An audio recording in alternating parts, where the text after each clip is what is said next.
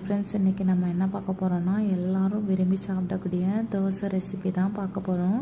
வாங்க எப்படி செய்கிறதுன்னு பார்க்கலாம். அதுக்கு 1/2 கப்பு பச்சரிசி, 1 கப்பு புழுங்கல் அரிசி, 1/4 கப்பு உளுந்து, 1/2 டேபிள் ஸ்பூன் வெந்தயம் போட்டு நல்லா ஒரு 8 ஹவர்ஸ் நல்லா ஊற வச்சு எடுத்துக்கலாம். இப்போ ஊற வச்சதை அரைச்சி இந்த மாதிரி எடுத்துக்கலாம். அரைச்சி எடுத்த மாவில் அடுத்த நாள் காலையில் தேவையான அளவுக்கு தண்ணி ஊற்றி தேவையான அளவுக்கு உப்பு போட்டு இந்த மாதிரி கலக்கி எடுத்துக்கலாம். இப்போ கலக்கி எடுத்ததில் ஒரு பேன் பற்ற வச்சு இந்த மாதிரி ஒரு ஆப்பை ஊற்றி நல்லா நைஸாக விரித்து எடுத்து ஒரு 5 மினிட்ஸ் வேக வச்சு எடுத்தால் அழகான தோசை ரெடி. இது கூட நீங்கள் சட்னி, தேங்காய் சட்னி, தக்காளி தொக்கு, அப்புறம் வெஜிடபிள் குருமா எதுனாலும் காம்பினேஷனாக வச்சு சாப்பிட்லாம். அவ்வளோ டேஸ்ட்டாக இருக்கும். ட்ரை பண்ணி பார்த்துட்டு எப்படி இருக்குன்னு கமெண்ட்